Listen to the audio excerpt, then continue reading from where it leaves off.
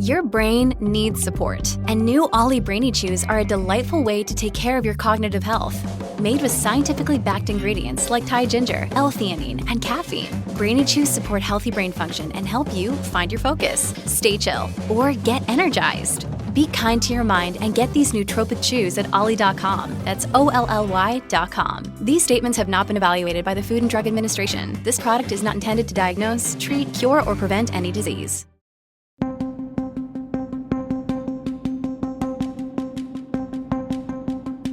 There's still a lot we don't know about the female menstrual cycle.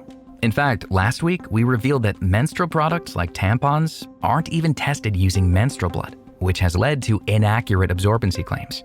Dr. Sara Naseri has been working to close this research gap. She's the CEO and founder of Qvinn, a biotech company that's the first service to use a woman's period as a non-invasive blood test. And though Naseri's proven that it's not the waste product science has always believed, she says the topic of menstrual blood is still considered taboo and shameful in many parts of the world.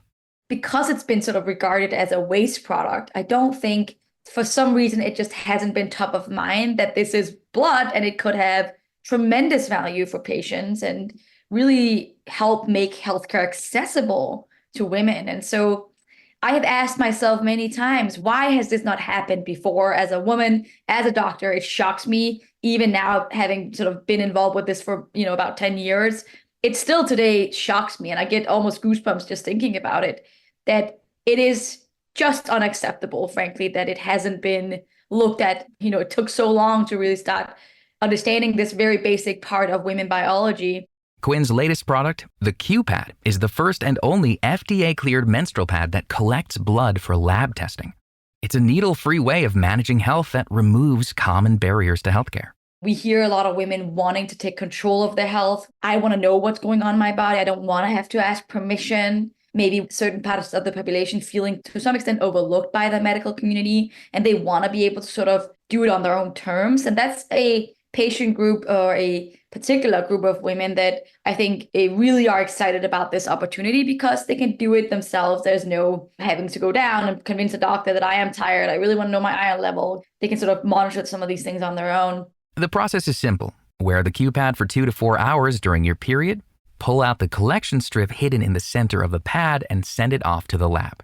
No need to schedule an appointment or interrupt your day. The pad is currently FDA cleared for hemoglobin A1C testing, which measures your average blood sugar. It's a common test used to diagnose and manage type 1 and 2 diabetes. And though Naseri's product is up and running, it had a rocky start. In fact, the idea for the Q-Pad didn't come until after Naseri had done research on menstrual blood in general, since there was such little research on the fluid. Scientists were still asking the question, is period blood actual blood? We were starting from the basics, right? It was very much level 1 or level 0, maybe even level -10, asking those basic questions to even understand what is the composition, let alone how does it actually have clinical value for patients and how can it be valuable for patients? And I think that part of the question only started much later, frankly. Like the very first part of getting into this area of women's health was really the fundamentals. There is just a massive gap in the data when it comes to, I would say, fairly basic women's health issues or even fairly basic women's biology, female biology. The obstacles weren't just in the lack of prior information. When Naseri and her team were working to get a grant for the initial research, a chief scientific officer remarked that he didn't believe it was possible to get health information from menstrual blood. It was the first time that I was like, this is not about opinion or religion, frankly. It's not about believing. It's about the data. And the data is there. And it's showing that there is value and that we can find very specific biomarkers that we would monitor anyways, and now doing it in a way that is so non-invasive. And yet, the team continued to find pushback at each turn. The culturally ingrained idea that menstruation is dirty or gross was evident even in laboratory settings. Early on, laboratories were difficult, even big laboratories that you would think research laboratories at very innovative areas of the world. I had a colleague who was doing research in feces, and I remember sharing that I was going to go do this research, and sort of this colleague looking at me and literally saying, "That's gross." And I was like, "You work with feces every day. What are you talking about?" One lab was very worried that this would like dirty up their machines or ruin their machines and stuff like that. We were starting from ground zero. The team realized that in order to truly achieve what they set out to, they need to have full control over their own space. And so they ended up building their own lab. Through her research, Naseri was able to finally answer the question once and for all that period blood is, in fact, real blood. Since it also includes endometrial tissue and vaginal fluid, it's not exactly the same as the rest of the blood in our bodies, but Naseri believes those differences make it possible to detect biomarkers that blood from a vein cannot. Hemoglobin A1C is the biomarker that is available right now. Then there's other areas such as looking at something like cervical cancer screening, where you cannot get that from a venous blood draw. You'd have to go in, do the pap smear, you collect some sample from your cervix, and we run testing on that.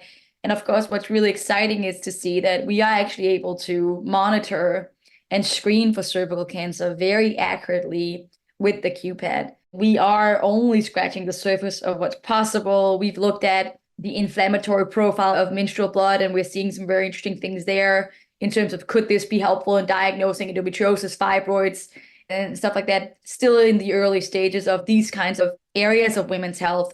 But I would say there's just so much that this bodily fluid can tell us about our reproductive organs. Naseri's research has begun to change the conversation around menstruation. The bodily fluid that's long been thought to hold no value at all may just be the best way for women to monitor their health. The hope behind Qvinn is that we can help make healthcare accessible to women. And this is just such an accessible bodily fluid. It comes every month. You don't have to do anything. You don't have to prick your finger. You don't have to handle anything. It's very basic, very simple, right? When we do usability studies, which of course is a big part of what we do, and one of the big feedbacks that we receive from women were, I know how to use the QPAD. I know how to use menstrual pad. I've been collecting my menstrual blood for many years. It's not sort of unknown. I think that's the beauty of the product, is that this medical device, if you will, is really that it's so simple. One patient that had reported back that what she loved about it was that it was passive collection. I don't have to do anything. It comes whether I want it or not, frankly, right? And I think that really can open up for healthcare accessibility, not just in the US, but also on a global scale. Naseri hopes it will also change how women think about their monthly periods. Hopefully the next generation will look at this event that happens as an opportunity, as something that we have as women or females that, is a window into our health that we get every month that frankly males don't have. And that's an exciting way to look at it, rather than I'm having my period and it's maybe not so positively viewed. And I hope this hopefully can change that conversation a little bit. You can find more information about Dr. Sara Naseri and all of our guests on our website, radiohealthjournal.org. For more behind the scenes, follow Radio Health Journal on Facebook, Instagram, and X. Our writer-producer is Kristen Farah. Our production manager is Jason Dickey. I'm Greg Johnson.